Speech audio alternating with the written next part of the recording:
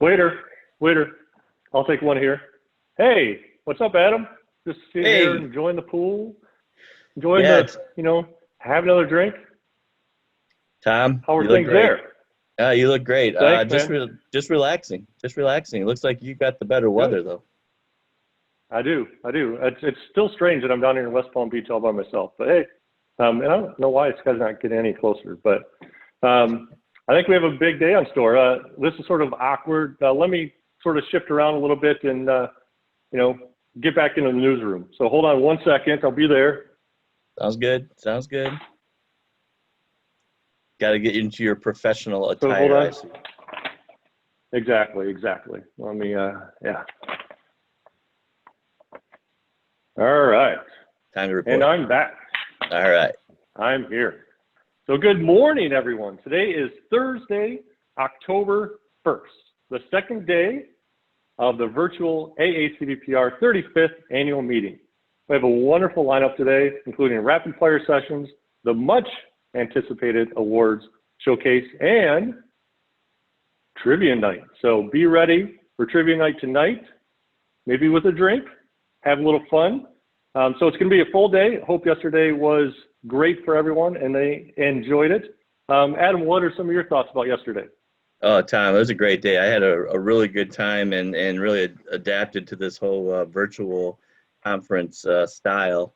What I really enjoyed, Dr. Sotil really kicked off the day very well.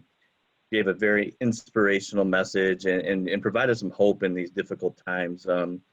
The one thing, being able to work with him here in Charlotte on a regular basis is great, and being able to share his message with AACVPR was really inspirational. I thought it was a great kickoff conference. A couple other talks really caught my attention too. The bringing cardiac and pulmonary rehab success to new populations from Doctors Prince, Ambrose, and Bartels was a fantastic talk. Gave some great ideas and how to readapt your program to meet additional population needs. So for those of you who saw that, I'm sure you were treated to a great talk. Always great to meet with the vendors, those industries, our industry partners who help support this meeting. Jumping into their virtual booths was fun. It was great to see how they adapted as well. Had some great conversations, and looking forward to doing some more of those today. Cannot thank them enough for their support of this virtual meeting. They're fantastic partners, and look forward to continuing to work with them the rest of this week and throughout the rest of this year and beyond. And then finally, can't forget to mention our beginning investigators. They provided some extremely good research. I think these are getting better and better every year. And we had presentations from all over the world this year, and can't wait to really find out who won that award. So very excited, and I can't thank Jason and his team enough for the work that they put into that. So those are what I found. What about you? What did you find interesting? Yeah, and we're going to talk to Jason in a little bit to hear more about it. I'm looking forward to that as well. Yeah, of course, Wayne, I thought that was a fantastic presentation, absolutely relevant to what we're going through now. Every time I hear Wayne talk, it's just I'm engaged that whole entire time. So really enjoyed that. Hopped into a great session with Tanya Bell and Julianne DeAngelis yesterday on capitalizing on your outcome data. I thought it was really neat for them to talk about some just real world scenarios that they've used their data to improve their programs. Front line experiences, and they did a fantastic job and a lot of interaction on the chat session. And then I was fortunate to be a panelist on the value-based purchasing panel or presentation yesterday. Tracy Herwig and Karen Edwards did a fantastic job getting a group sort of talking about, how to use what is value-based care today, how we're sort of pivoting in today's world. And the panelists, we all sort of talked about how COVID has impacted our operations and how that relates to value-based care. And of course, Kathy Viga giving us her crystal ball of where things are. And then I spent, the evening in the emerging professionals talk. And that was just fascinating. First of all, I think there's over 95 to 100 people in that room. Again, the chat was very, very active. Carla and Christy did a fantastic job and sort of mixing Kate Trainer talking about leadership, but then presentations on VADS and presentations on pulmonary disease. So relevant stuff for people who are new in the field or coming up in the field, really relevant information with regards to how to, what are some of that clinical information as well as that leadership. So they did a fantastic job. It was a full day and really, really liked it. But, as I reflect on that session, it just made me very proud to be part of this organization, what this organization stands for, and the things that we've done over the many, many years. And, Adam, your thoughts on what this organization has meant to you. We've been in this organization about the same amount of time. Just sort of curious on what your thoughts on what the organization's meant to you. Yeah, it's an interesting question, and it's something that I think about quite a bit, because it's one of those organizations that you just never seem to get tired of being involved with. I think back to my first meeting hundreds of years ago, and all the people that I was able to meet, as a new employee, or I guess in cardiac rehab, and trying to just learn my way, and how welcoming everybody was, and how they embraced the roles that they had as leaders within the field. The one thing that really sticks out is how well everybody utilizes their talents, and how well they express their desires, but really work together to come to the common good for both cardiac and pulmonary rehab. And that's the one thing that's kept me engaged in this. And even as my daily role in cardiac rehab has diminished, other than an administrative role, the people bring me back, and I just love the yearly get-togethers, and I love the ability to continue to work on a regular basis with both the committees as well as the AACVPR team. They're fantastic, and it has really helped me grow as a person, helped me grow as a leader, and for that I'm forever thankful. Without question. I tell people this all the time, even as I'm interviewing for jobs. Being involved in this organization has done more for me professionally than anything I've done in my day-to-day job. So very, very grateful to this organization. And with that is a perfect transition to someone who's been very important to us, and that is Dr. Bonnie Sanderson, who later today is going to accept the L. Kent Smith Award of Excellence, which is supported by the Southern Association of Cardiopulmonary Rehab. And she's going to present in this TED Talk style keynote, which is something that will be great to see. So welcome, Bonnie. Thank you. Thank you, Tom. It's a delight being here. Even though it's not in person, it's great seeing all you people again. Absolutely. And in the essence of changing my backgrounds, Bonnie, I got to change one more in honor of you. Okay. And there you go. Thank you. That's great. While Tom kisses up to you, I'm gonna start the hard-hitting conversation. And I want to make sure Chris Schumann is watching too. Oh, I'm sure he is. I actually saw Chris Schumann raise his hand in the chat, so we're ignoring that. So, Bonnie, the L. Kent Smith Award is AACVPR's most prestigious award. It's presented to an individual whose significant and unique professional contributions have had a major impact on the delivery of cardiovascular and/or pulmonary rehab. What was your reaction when you learned that you were selected for this honor this year?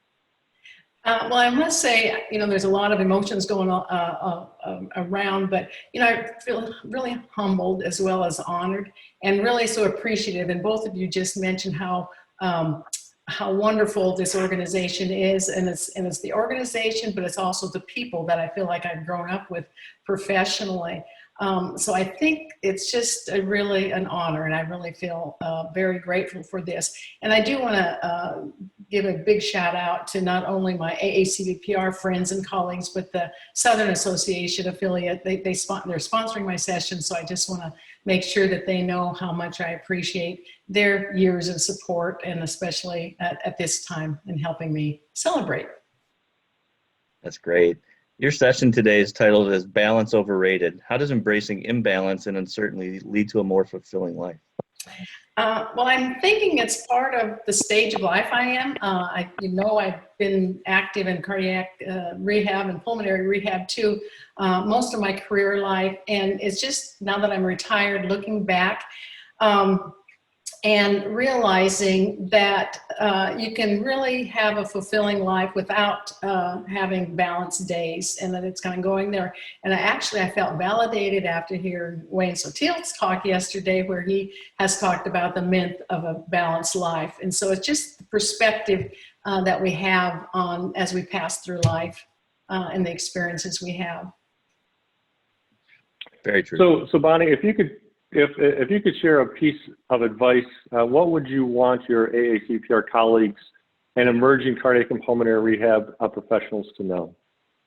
Well, I first want to talk to the emerging professionals and just congratulate them for making a choice to enter this field, because you're in for a wonderful experience, not only to your patients and to your people that you're working with, but getting involved in AACVPR, because it is the most rewarding experience that I feel like I've had through my life. And then to the colleagues too, everyone, it is important to set goals in life and to strive that, but realize that the path is not always from A to B. There's going to be setbacks, there's going to be troubles, and I think that this year we can attest to that. It's not always a straight line. So managing expectations, I think, is one of the key things, and having the patience and persistence to reach those goals, no matter how long it takes and whatever path you take. It's well worth the trip. Definitely. Well, Bonnie, thank you so much. That's a very inspiring message, and we're looking forward to your session today at 11 o'clock a.m. Central Time during the awards showcase. Appreciate your time this morning and look forward to talking to you later. Thank you, and War Eagle. Thanks, Bonnie. All right, crew, now we're going to go back to our roving reporters in the field, Jared and Barb from Channel Health, for their daily report. Apparently, they couldn't find anyone else that's willing to talk this morning, so Jared's actually going to interview Barb. Over to you, Jared. Whew. Oh, thanks there, Adam. We're reporting live up here from Minnesota today, up in Wisconsin and Minnesota. We did try to get flights down there to West Palm, but we're grounded due to this brisk early October blizzard here. Nothing too bad, but days like this, we are thankful for programs that have virtual options to help patients stay safe and warm. So Barb, let's jump in. Let's talk some rehab. Many of you may know Barb. She's been a part of AACVPR for over 30 years now. She began as an EP. She managed a rehab program for many years. She then joined the leadership at AACVPR and was president in 2014. She actually mentioned to me before this that Dr. Sanderson was the one who urged her to run for president. So I thought that was pretty neat. Barb, what's the reason you stayed involved with AACVPR over the years? Oh, geez, it's really cold out here. Whew. I don't know why I'm outside, because I work from home these days, you know. But I'm going to try to lose this Wisconsin accent, so maybe you can understand me a little bit. But thanks for the question. It's a really easy answer. So AACVPR is the heartbeat of our profession. It's why we're here today. It's the science, the education, the advocacy. But it seems to be the theme of this morning show today. It's really about the people. I have never been with so many dedicated, like-minded people that are here for the right reason.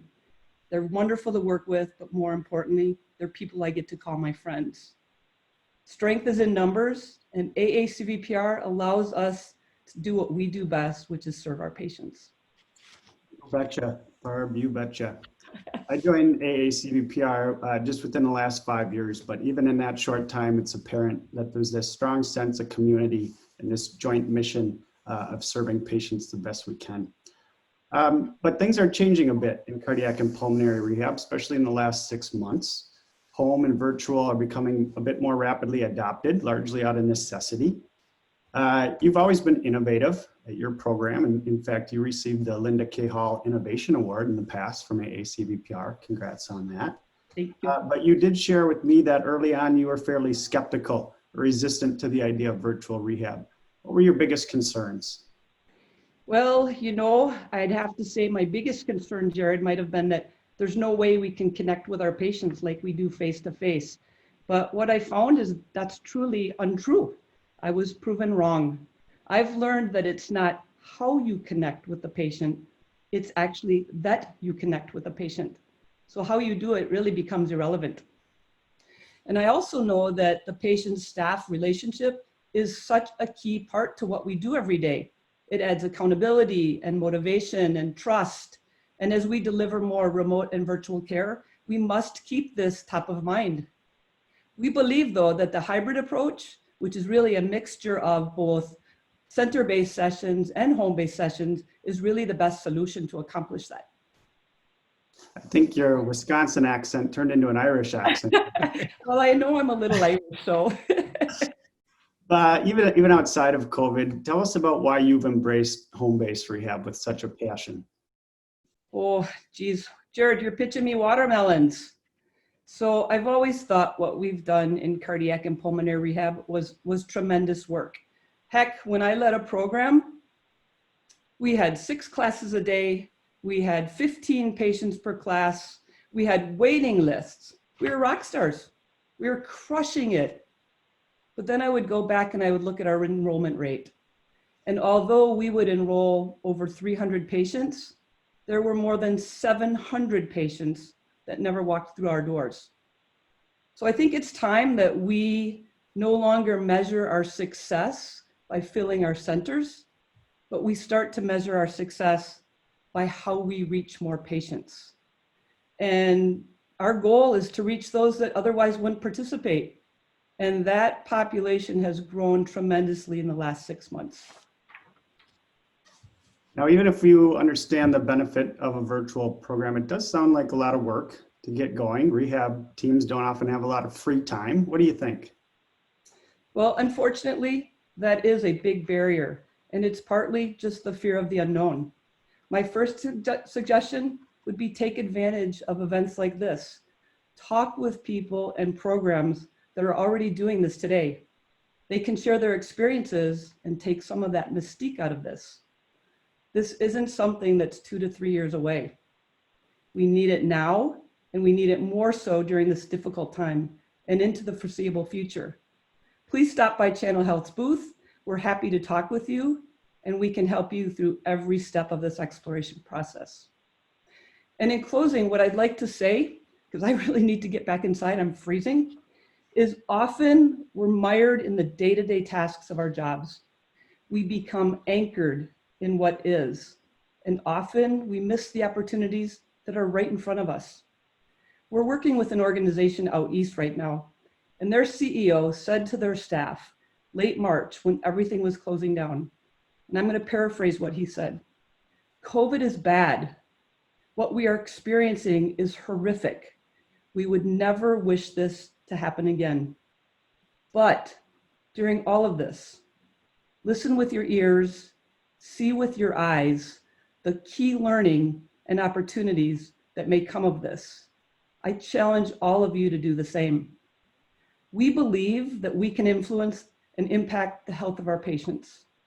It's time now to be open to new delivery models so that what we believe can be delivered to more patients."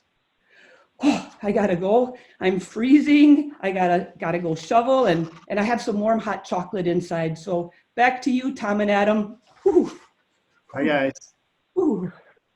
Whew. Thanks, Barb. Thanks, Jared. Yes, definitely get warm, Barb. And the accent just flowed throughout. You showed your multiple nationalities. So thanks again. So welcome back to the Tom and Adam Morning Show. Now we're going to be joined by Jason Rango, who's the Research Committee Chair and Liaison to the Program Planning Committee for Research. Welcome, Jason. How are you? Jason, I'm well, thanks. This year, for the first time ever, AACVPR has launched a new abstract category, the late-breaking manuscript. Can you tell us a little bit more about that?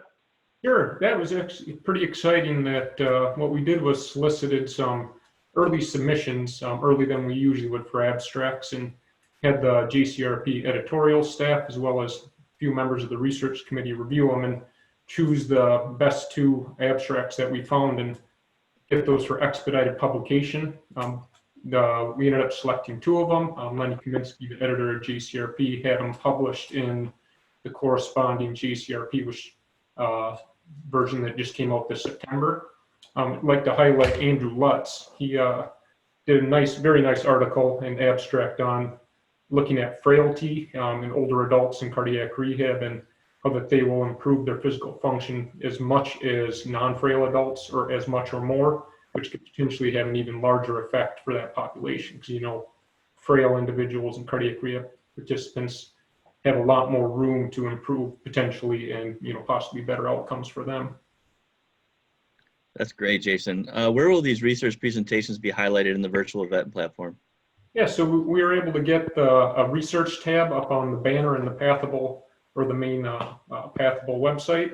So if you want to click on those, you can see the beginning investigator presentations, which we had yesterday. I believe on Friday we have the poster ones. It's a little bit different than what we usually do, but we have those rather than interacting in person. We were able to get people to record a 1 to 3 minute snippet of their presentation or their poster, and attendees can look at those and interact and read those and leave questions and answers. And those poster presenters will probably should be available on Friday to interact if people are interested, or they can always send a question, you know, later on next week, and presenters will come back periodically to answer anything. Awesome. Jason, just outstanding work. Any suggestions for those that may not have participated in the abstract process this year, but may want to in the future? Yeah, so I mean, if you have research projects, certainly we'd love people to submit them. But if you have some outcomes data on your program that you think would be important for the rest of the association to look at, or even just a quality improvement project that you implemented, you know, I think the association and the research committee is interested in that as well. And if you haven't ever submitted before, look at the beginning investigator presentations, or look at their the written abstracts that are published in JCRP online. You can use those as a basis on how to format things and what should be included in a scientific abstract. And I think that'd be a great start. And then if you work with anyone in your institutions that's done some research, you can always check in with them and bounce some ideas off to help you get started as well. Awesome. Great. Well, thank you, Jason. We appreciate your time this morning and all that information. It's very important to continue this pipeline of research into AACVPR, and we appreciate your leadership with that. And just as a reminder, everybody, also to add your Pathable agenda today, we've got 2 vendor-sponsored presentations at 12 o'clock p.m. Central Time. Boehringer Ingelheim Pharmaceuticals will present an expert pulmonologist who specializes in the field of interstitial lung disease to discuss the complexity of ILD recognition with a focus on diagnostic criteria and the importance of collaborating with specialists for a timely diagnosis of ILDs. In addition, Pritikin ICR will present an immersive cooking class. Chef Chris Wyatt will share the exact same heart-healthy lifestyle lessons that Pritikin partner facilities convey to their patients in cardiac rehab. Be sure to sign up and add that, and we'll see you at one of those. Absolutely. One quick reminder on the Passport to Prizes as you're hitting our vendors today. Just remember what the process is when you go into their booth. You click the tab or the button within that booth to get a word to a phrase that you're going to complete in a survey. That survey link is in the frequently asked questions. It also is going to be in the AACVPR virtual booth as well. So that's the virtual Passport to Prizes this year. So don't forget to do that. And tonight, as I mentioned, it's game time. It's trivia night. So starting at 4:45 Central Time, 5:45 Eastern, 3:45 Mountain, 2:45 Pacific is trivia time. So we're going to have 3 rounds of trivia about AACVPR, clinical, and pop culture questions. So Adam, get your thinking cap on for tonight. Should be fun. Google. If you're at home. I got Google. We're good. You can't cheat. Come on. Come on. Let's have some integrity in this game night. But All right. if you're at home, bring a drink or a beverage of choice. It should be fun. Should be a good time for everyone. But don't stay up too late. Tomorrow morning is yoga time. So virtual yoga at 7:15 a.m. Central Time. I know, Adam, you'll be there early. Yeah, I've got my spandex ready, and I'm starting to stretch today, so I'll be ready to roll. That's a scary thought. So, Yep. but Definitely. look for us coming hot and heavy off of the morning yoga tomorrow morning. So, but thanks again for tuning in. We're going right into the rapid fire roundtables at 8 o'clock, 9 o'clock Central, 10 o'clock Eastern. These are going to be fantastic. So hit one of them up. We have a couple hours of those and then get into the awards and the other sessions throughout the afternoon. Enjoy day 2. We'll be back for a final episode tomorrow morning and our last day of virtual learning and networking. Thanks, everyone. Bye, guys. Enjoy the conference.